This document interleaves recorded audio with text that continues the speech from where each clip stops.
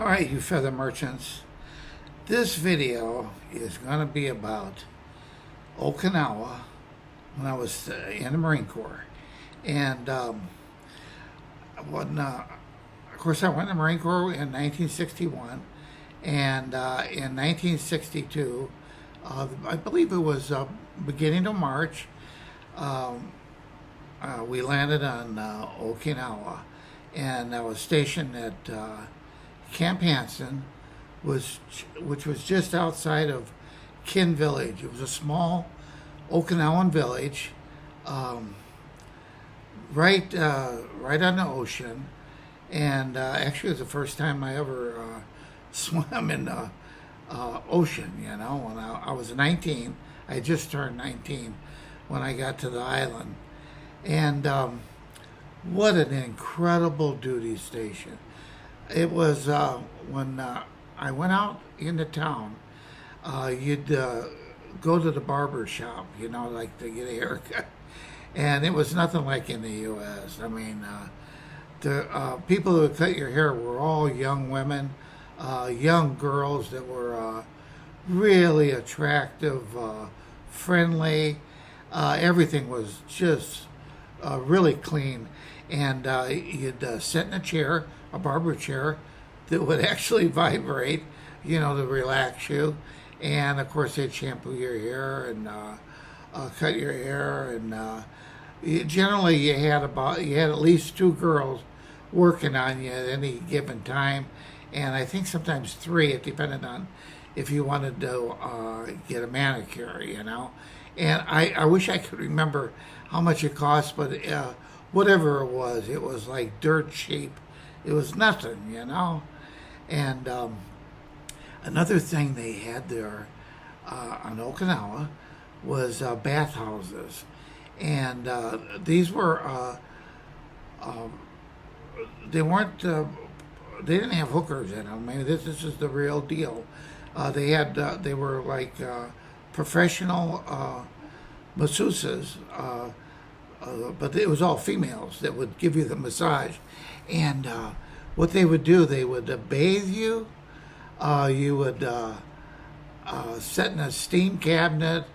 They would bathe you again, and then you'd soak in a hot tub, and they would have like a cool cloth for your forehead because the water was hot.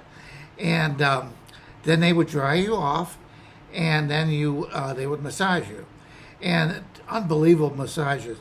And if my memory serves me correct, I believe it was $1.80 for that to be bathed and massage, and the massage alone was an hour massage. So I don't know. I don't remember the total. You know, to bathe you and sit in a tub and the steam cabinet and everything, but they were all over Okinawa, and I mean they even had one right there in the little Kin village, and the food, the food was incredible. There was nothing that I didn't like as far as Japanese food, and the Okinawans themselves, they were some of the friendliest people.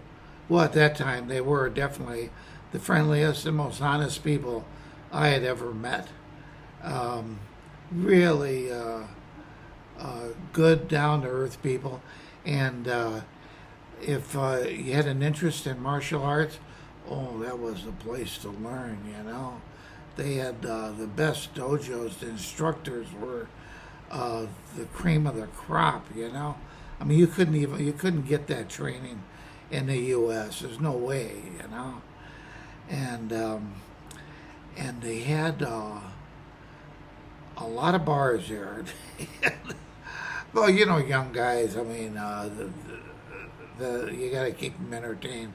But all the bars, they had young girls working in them, and they it wasn't like places like the Philippines. The Philippines was nice. I mean, I had a lot of fun there in the Philippines, but you had to really be careful. The Philippines made when I was at Subic Bay, which was Olongapo was right outside of Subic Bay, and you had to really be careful there because you could get robbed really easy. You get stabbed up, and it was a lot different. In fact, Olongapo made Tijuana look like Disneyland, and it was very violent. But Okinawa, it wasn't like that, and beautiful beaches, just absolutely incredible. I couldn't even believe that I was there.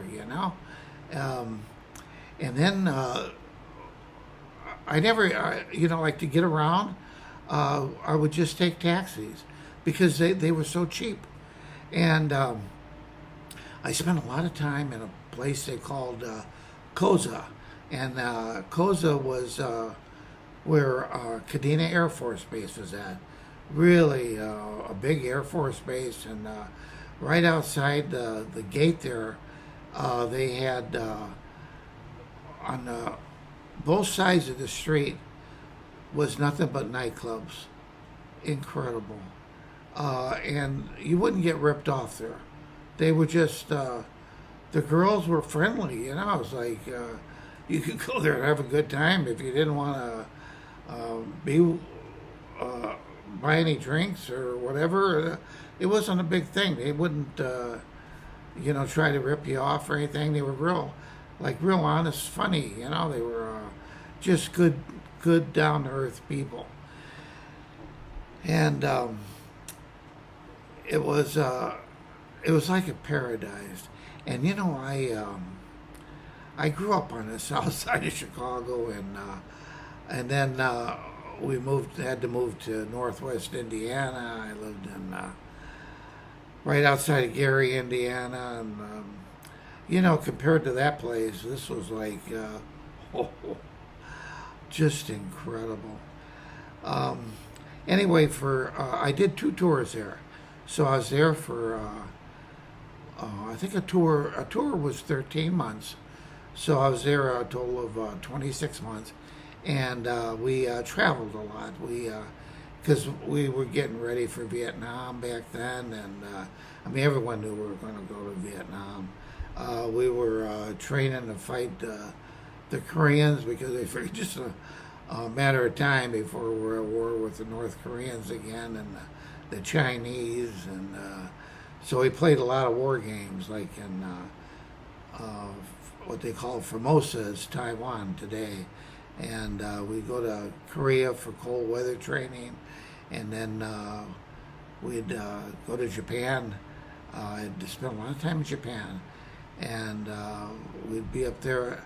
And Japan, that was interesting. They stationed us at Mount Fuji, Camp Fuji.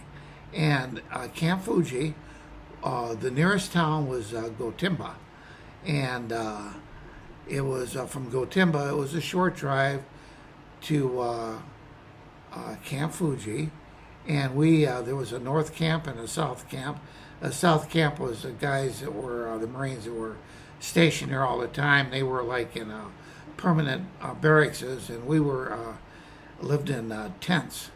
And what was incredible about it, we'd be there for close to 3 months. I was there at Camp Fuji twice for cold weather training. And it was right at the base of Mount Fuji. You'd open up the tent in the morning, and you're looking at Mount Fuji. What an incredible sight. The food wasn't very good though. The food, boy, they gave us bad food there. The camp itself, they had pretty good food, but we're not there very long, and so we were not really privy to a good diet, and but what we kind of changed that. We made a false bottom in our tent, and it was of course the ground was frozen and everything. Anyway, we made a hidden compartment in there, and make a long story short, we stole a box of ribeye steaks out of the mess hall, and we stored them in there, and we couldn't cook them right away. It was okay because we could keep them frozen, because they were looking for the people that stole all the steaks, and they inspected all the tents. We were at the top of their suspect list, but they couldn't find it. We disguised it really well, and then once the heat was off, we started having steak and eggs in the morning. We'd make our own, and the tent, we had a big potbelly stove in the middle of it, very small tent. They weren't big tents. I believe there was only 3 of us. There could have been 4 of us, but I think I remember at least 3 of us in the tent. And I remember one night I heard a commotion, and I could hear this tearing sound. And what happened? It was some guy got drunk, and he was armed with a K-bar, and he started at one end of the row of our tents, and he stabbed the tent and ripped it open and walked into the tent where these guys were sleeping, and then went to the other side, stabbed the tent again and ripped it open and walked out. And he was doing that to every tent. So I heard him coming. At first I didn't understand what it was, but after you hear the noises get louder and louder, and you can hear the tents being ripped open, you knew something was happening. And I unzipped my sleeping bag and grabbed my K-bar and just laid there and pretended like I was asleep. And sure enough, it was like a horror movie.